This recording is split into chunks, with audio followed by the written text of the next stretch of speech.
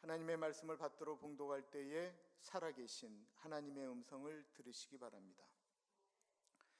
예수를 잡아 끌고 대제사장의 집으로 들어갈새 베드로가 멀찍이 따라가니라. 사람들이 뜰 가운데 불을 피우고 함께 앉았는지라.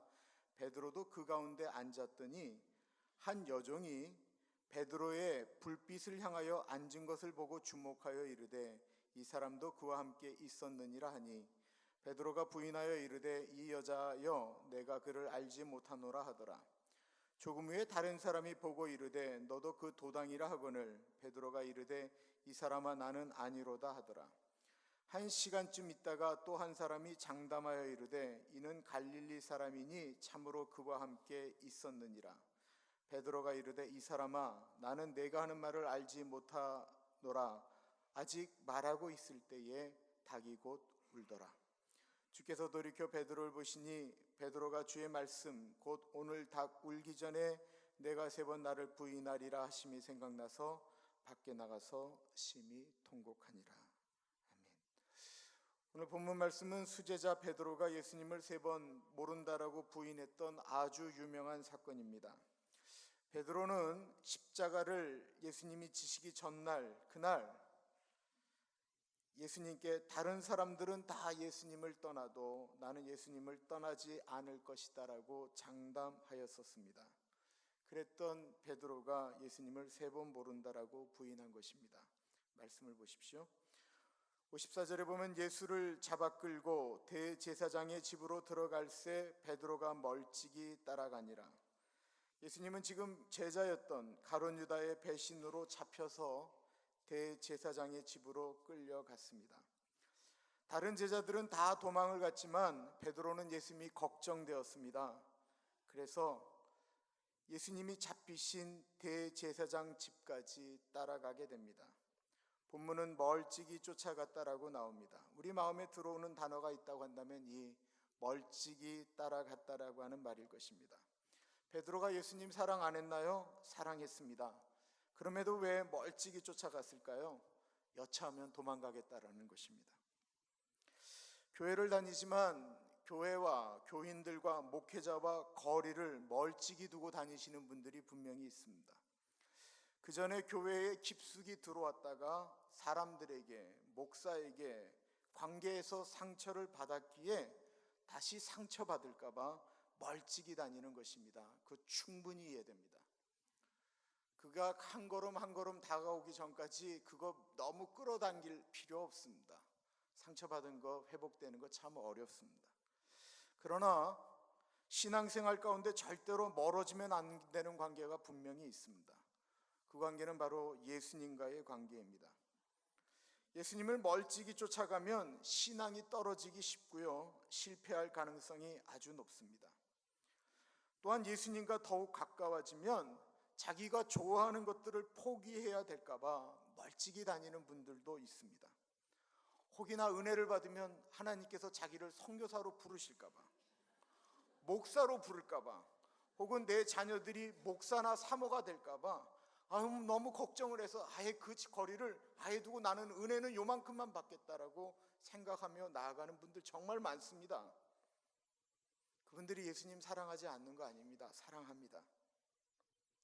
그러나 자기 자신에 있는 것을 빼앗기면서까지 예수님 사랑하고 싶지는 않은 것입니다. 멀찍이 거리를 두어야 될 분은 예수님이 아니고요, 마귀죠. 나쁜 친구들입니다. 예수님을 사랑하지만 예수님보다 자기가 좋아하는 것을 늘 더 가까이 두는 것이 사람의 속성입니다. 그래서 어떤 것을 결정할 때에 예수님을 사랑하지만 자기가 사랑하는 그것을 먼저 선택하는 것을 주저하지 않습니다. 그러니까 늘 수십 년을 예수를 믿어도 별로 달라진 것이 없는 관계, 별로 달라진 것이 없는 신앙, 그러나 오랜 교회 생활 가운데 종교인의 모습은 더 단단해져서 자기가 마치 신앙인인 것처럼 느껴지게 되는 것입니다. 마태복음에 보면 예수님의 족보에 올라와 있는 여자가 5명이 있습니다. 다말, 라합, 룻, 우리아의 아내 밧세바, 마리아입니다. 이 중에 룻이라는 여인은 이스라엘 사람들이 멸시하는 모압 여인이었습니다. 그런데 이 여인이 어떻게 예수님의 족보에 올라가게 되었을까요? 엘레멜렉이라고 하는 이스라엘 한 족장이 있었습니다. 그분의 와이프는 나오미였고요. 두 아들이 있었는데 말론과 기론이라고 하는 아들을 두고 있었습니다. 그런데 가나안에 극심한 가뭄이 드니까 못 살겠다고 생각하고는 아이들을 데리고 가소를 데리고 모압 땅에 가게 되었습니다. 거기서 두 아들 말론과 기론이 오르바라는 여인 그리고 룻이라는 여인과 결혼을 하게 되었습니다. 근데 결혼을 하고 얼마 살질 않았는데 시아버지 엘리멜렉도 죽고 말론, 기련 두 아들도 다 죽게 되어서 청상 과부 3명이 모이게 된 것입니다. 시어머니가 보니까 기가 막히거든요. 그래서 시어머니가 고향으로 돌아가지 않으면 두 며느리도 나 때문에 죽게 되겠다 생각을 하고는 이 어머니가 결심을 합니다. 너희들은 너희들의 고향 땅에서 다시 남자를 만나 시집을 가라. 오르바야, 루사, 너희는 여기 남아라. 나 따라 가보았자 이스라엘 사람들이 너희들 멸시할 것이고 무시하고 그럴 것인데 너희들 나 따라올 필요 없다. 젊은데 다시 시집가서 팔자를 고쳐라. 참 선한 시어머니입니다. 근데 이 두 며느리도 시어머니와 관계가 굉장히 좋았던 것 같습니다. 아니라고 이야기하며 어머니 쫓아가겠다라고 웁니다. 그러자 다시 시어머니 나오미가 강권합니다. 너희들 나 따라오면 너희 미래에 아무런 희망이 없다라는 것입니다. 그러자 오르바라고 하는 첫째 며느리는 어머니의 말씀에 순종하겠다라고 울면서 모압에 남게 됩니다. 룻기를 보면 오르바가 시어머니를 사랑하지 않은 것은 아닙니다. 시어머니 분명히 사랑하지만 내 자신의 인생이 더 중요한 거죠. 그러니까 더 따라가지 않고 울면서 거기서 사랑의 거리를 두게 된 것입니다. 룻은 오르바가 떠나는 날 시어머니에게 더 가까이 붙습니다. 룻기 1장 14절은 이렇게 이야기하고 있습니다. 그들이 소리를 높여 다시 울더니 오르바는 그의 시어머니에게 입 맞추되 룻은 그를 붙쫓았더라. 그를 붙쫓았더라. 이미 하나도 없는 시어머니입니다. 어머니 따라가 보았자 아무런 힘도 능력도 없습니다. 가나안으로 가면 고생길 훤합니다.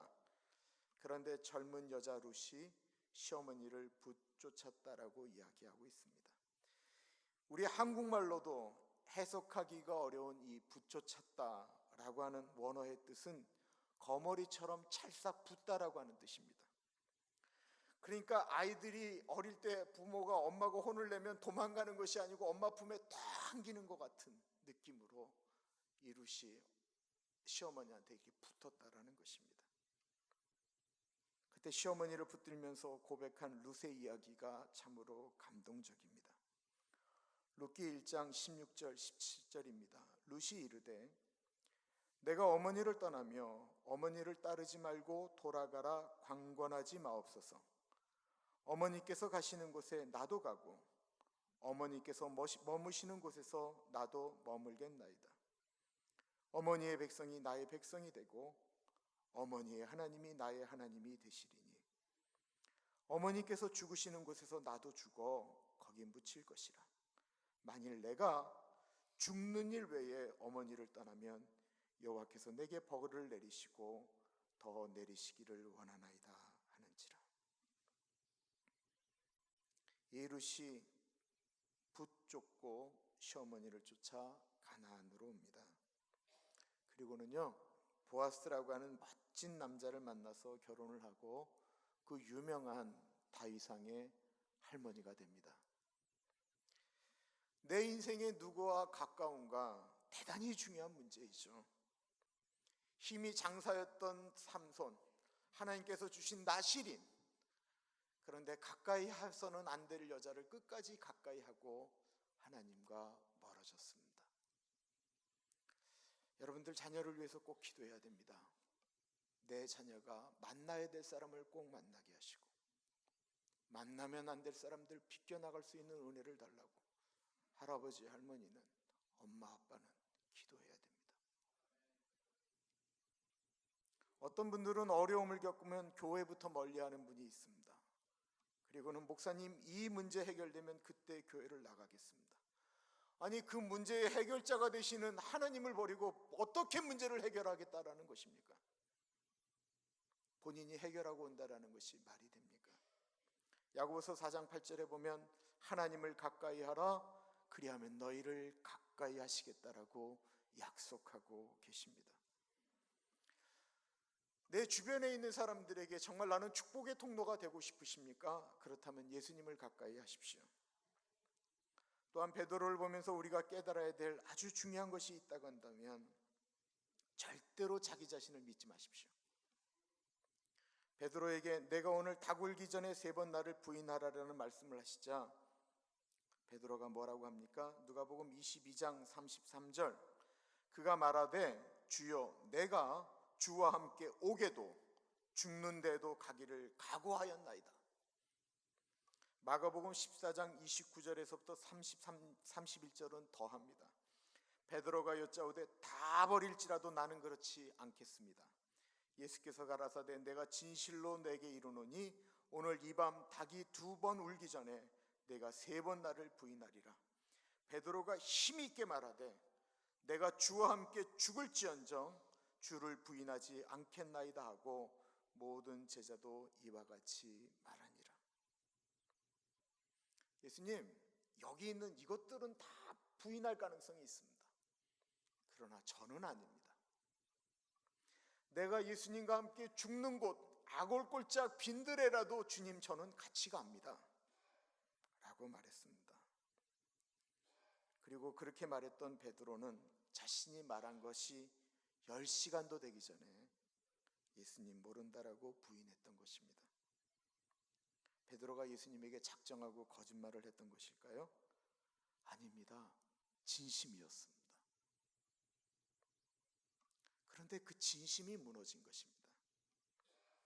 56절부터 보면 한 여종이 베드로의 불빛을 향하여 앉은 것을 보고 주목하여 이르되 이 사람도 그와 함께 있었느니라 하니 베드로가 부인하여 이르되 이 여자여 내가 그를 알지 못하노라 하더라. 조금 후에 다른 사람이 보고 이르되 너도 그 도당이라 하거늘 베드로가 이르되 이 사람아 나는 아니로다 하더라. 베드로가 멀찍이 뜰에 들어갔어요. 근데 뜰에 들어갔더니만 이제 장작으로 이렇게 불을 펴놓은 곳에 종들이 이렇게 이제 둘러 앉았고 예수님 잡히신 거 보고 사람들도 구경하러 들어왔는지 모르겠어요. 베드로가 예수님의 제자가 아닌 것처럼 그냥 쭈삣쭈삣 숨어 있다가 그 불가로 가까이 가서는 앉은 거예요. 오늘 장면이 그런 거죠. 베드로가 불빛 쪽에 앉아 있으니까 베드로의 얼굴이 이제 그 불빛 가운데 이렇게 드러나게 된 거죠. 그 얼굴을 알아본 한 여자가 얘기하는 거예요. 이 사람도 그와 한패입니다. 그러자 베드로가 말합니다.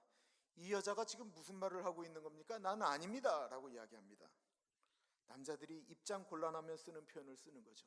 이 여편네가 이 사람이 무슨 소리 하고 있는 거야? 지금 그거 얘기하고 있는 거예요. 여기까지는 그럴 수 있다라고 생각했습니다. 그래도 다른 제자들은 다 도망갔으니까 베드로가 걷기까지 들어온 것도 훌륭한 것이 아닌가라는 생각이 들었습니다. 그리고 갑자기 그런 얘기가 들어오니까 너무 당황해서 예수님을 부인할 수 있다라고 생각합니다. 준비가 안 돼 있었으니까 갑자기 알아보고 이야기하니까 연민이 갔습니다. 그런데 59절을 보는 순간 아, 베드로는 예수님을 부인하기로 아예 작정을 한 것이었구나 라는 생각이 들었습니다. 59절입니다. 1시간쯤 있다가 또 한 사람이 장담하여 이르되 이는 갈릴리 사람이니 참으로 그와 함께 있었느니라. 딱 걸리는 단어 하나가 1시간쯤 있다가였습니다. 앞에 2번은 갑자기 두려워서 그럴 수 있었습니다. 그리고는 그 자리에서 1시간이 흘렀습니다. 그 긴박한 자리에 1시간 얼마나 긴 시간입니까? 그 자리에서 그런 질문이 오고 예수님께서 신문당하시는 것을 볼 때 과거에 있었던 이야기, 불과 얼마 전에 있었던 이야기, 성만찬 모든 것들이 다 생각나고 또 생각나고 또 생각나고 자기가 했던 얘기가 생각나기에 충분한 시간이었습니다. 그 시간에 베드로는 자기 자신을 돌아본 것도 하나님 앞에 회개한 것도 미안합니다. 난 그분의 제자입니다. 저분은 죄가 없습니다. 말할 기회도 다 버리고 1시간 지난 후에 더욱 작정해서 예수님을 모른다라고 했다라는 것입니다. 그렇게 큰 소리 쳤던 베드로가 왜 이렇게 부인하게 되었습니까? 이유는 자신을 너무 믿은 것이기 때문에 그렇습니다.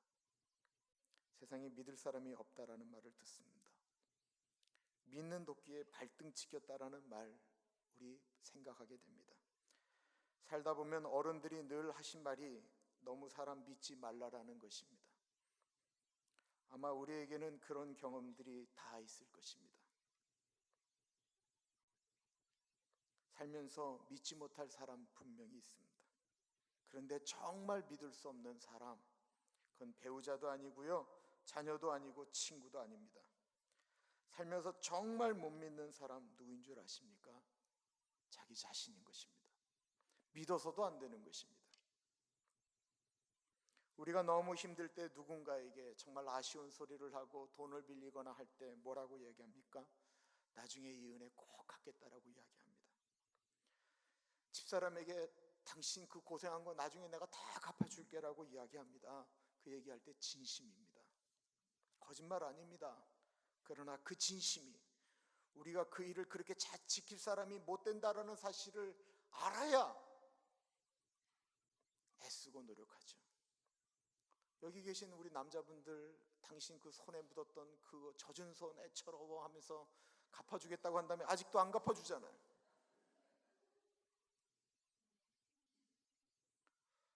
어떤 목사님 아들 참 괜찮은, 생긴 것도 괜찮고 참 괜찮았던 목사님 아들이 있었습니다. 얼마나 자존심이 강한지 굶어 죽어도 나는 내 자존심은 안 굽히겠다고 그랬습니다. 예수님 제대로 안 믿었지만 혈기가 펄펄 날던 20대에 굶어도 배고픈 사람들 보면 그들과 함께 나누겠다는 삶을 살면서 아주 멋지게 나갔던 친구 있습니다. 그런데 그 친구가 갑자기 군대를 가게 되었습니다. 얼마나 배가 고프고 힘든지 그냥 막 고통스러운 것입니다. 엄마가 군대 들어갈 때 10,000원 줬다고 합니다. 그렇게 팬티 고무줄인데 껴놨었는데 너무 배가 고프니까 그거 꺼내서, 군대에서는 이렇게 음식 사 먹는 걸 PX라고 하잖아요. 거길 가서 초코파이를 샀답니다. 초코파이. 근데 초코파이를 이게 주머니로 넣으니까 불뚝해지잖아요. 그래서 그거를 깔고 앉았대요. 납작하게. 그런데 이걸 혼자 먹으려니까 먹을 데가 없는 거예요. 그래서 그가 간 곳이 화장실이었는데 그 훈련소는 수세식이 아니고 퍼세식이에요. 퍼세식. 그 냄새나는 곳에 배고프니까 허겁지겁 들어가서 막 초코파이를 뜯어서 입으로 집어넣는데 목이 마르더래. 그런데 컥컥 소리라도 내고 가슴이라도 쳐야 되는데 옆에 누가 들어오더래. 그 소리도 못 내고 그냥 입을 꽉 다물고 꾸역꾸역 초코파이를 먹은 거예요. 그 옆에 있는 동료가 나간 다음에 일어났더니만 그때서야 화장실 냄새가 코로 들어오더래. 이게 내 실존이구나. 이게 내 사실적인 모습이구나. 굶어 죽어도 다른 사람들과 같이 나누겠다라고 실컷 얘기했던 사람이 이거밖에 안 되는 존재구나. 그 사람 지금 여기 서 있습니다.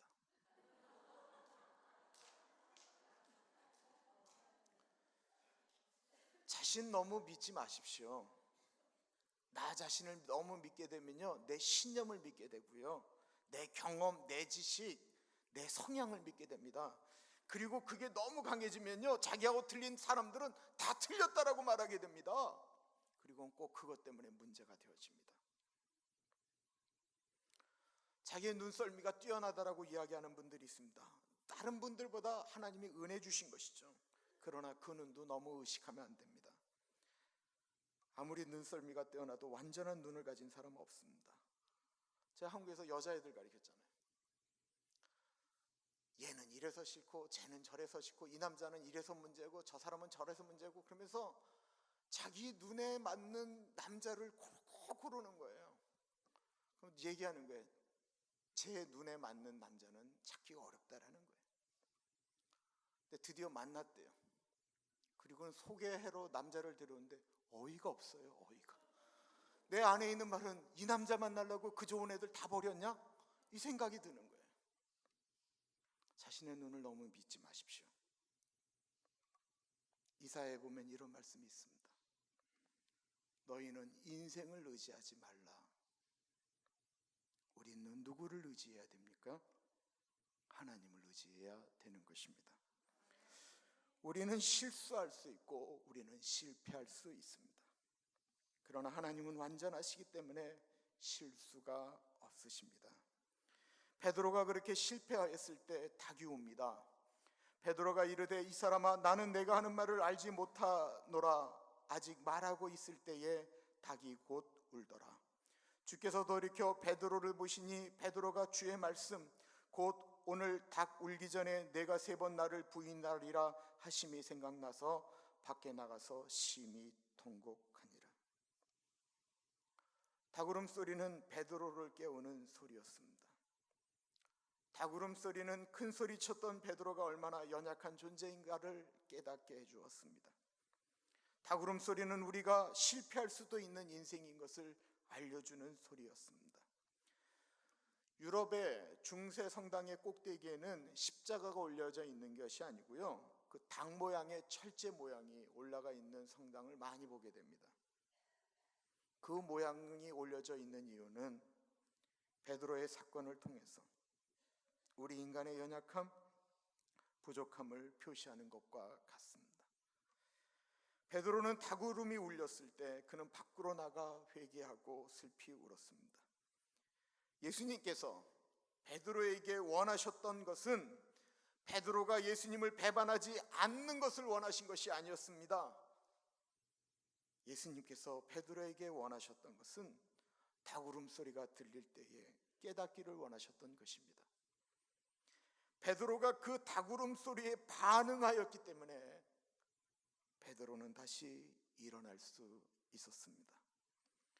예수님이 잡히시던 그 자리에는 수많은 사람들의 소리, 수많은 소리가 있었습니다. 예수님을 신문하는 사람들의 고함치는 소리가 있었을 것입니다. 대제사장, 제사장들이 예수 너는 가짜다라고, 네가 하나님의 아들이냐고 외치는 소리들도 있었을 것입니다. 그 자리에서 왜 예수는 아무 말도 안 해? 예수님을 바라보면서 구경하는 사람들의 소리도 있었을 것입니다. 그 수많은 소리가 들리는 와중에 닭울음 소리가 들린 것입니다. 거기 있는 사람들 중에 그 닭울음 소리가 들리지 않은 사람들도 많을 것이고 닭울음 소리에 주목하지 않은 사람 다였을 것입니다. 딱 한 사람, 베드로에게는 그 닭울음 소리가 선명하게 들렸습니다.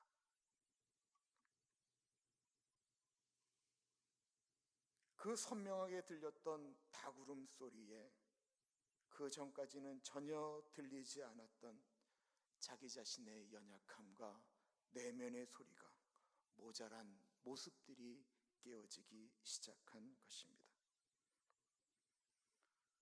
오늘 본문은 예수님이 그때 베드로를 쳐다보았다라고 말씀하고 계십니다. 베드로와 예수님의 눈빛이 마주쳤나 봅니다. 견디지 못한 베드로 밖으로 나가 통곡을 합니다. 우리의 인생에 다른 사람들에게 들리지 않는 닭울음 소리가 들립니다. 그 소리는 나와 예수님 그리고 닭만 아는 비밀과 같습니다. 수많은 사람들이 책을 읽는 그 책 중에 나에게 그 책 안에서 닭울음 소리가 울리는 대목이 있습니다.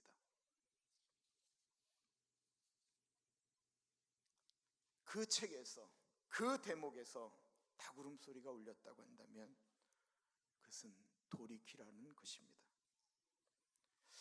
어느 날 정말 이렇게 목사인데 아무런 생각 없이 하루 이틀을 지나가고 있는 어느 날 그냥 본당에 들어왔는데 어느 분이 무슨 문제인지 그냥 간절하게 기도하는 모습을 보면서 방해하지 않으려고 나가고 있었습니다. 그런데 그때 저에게 다구름 소리가 들렸습니다. 너 지금 뭐 하고 있니? 교인이 자신의 문제로 저렇게 아파하는데 넌 목사인데 도대체 뭐 하고 있니? 퍼뜩 정신이 났습니다. 나라가 두 쪽이 나서 한쪽에선 촛불을 들고 싸우고 있고 한국은 한쪽에선 태극기를 들고 싸우는 것을 모든 사람들이 다 보면서 시끄럽게 이야기하면서 저러고 있다라고 이야기하는데 어느 분은 그 장면을 봤는데 나라가 너무 걱정이 돼서 잠을 못 이루고 운다고 이야기합니다. 그분은 그 모습 속에서 다구름 소리를 듣는 것입니다. 가룟 유다에게는 예수님께서 다구름 소리를 준비하지 않으셨나? 준비하셨습니다. 예수님을 팔자가 도대체 누구입니까? 나와 함께 이 그릇 안에 손을 넣는 그 사람이 바로 나를 팔자다. 그 순간에 가룟 유다의 손과 예수님의 손이 이렇게 그 안에서 만나게 됩니다. 가룟 유다 똑같이 들었습니다. 그러나 외면했습니다.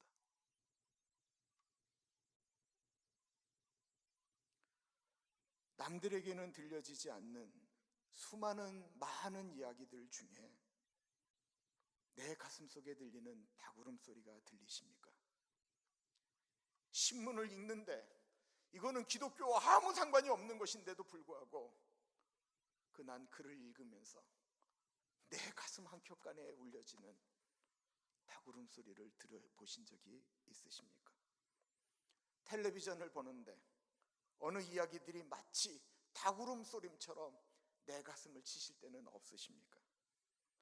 어느 자리, 어느 만남, 어느 설교, 어느 찬송, 어느 예배 다구름 소리가 안 들리십니까? 만약에 들으셨다고 한다면 베드로처럼 나가 통곡해야 됩니다. 그거는 나에게만 주시는 하나님의 소리이기 때문에 그렇습니다. 그 시간을 놓치지 않아야 그래야 우리는 가룟 유다가 아닌 베드로처럼 다시 일어날 수 있는 것입니다. 기도하겠습니다.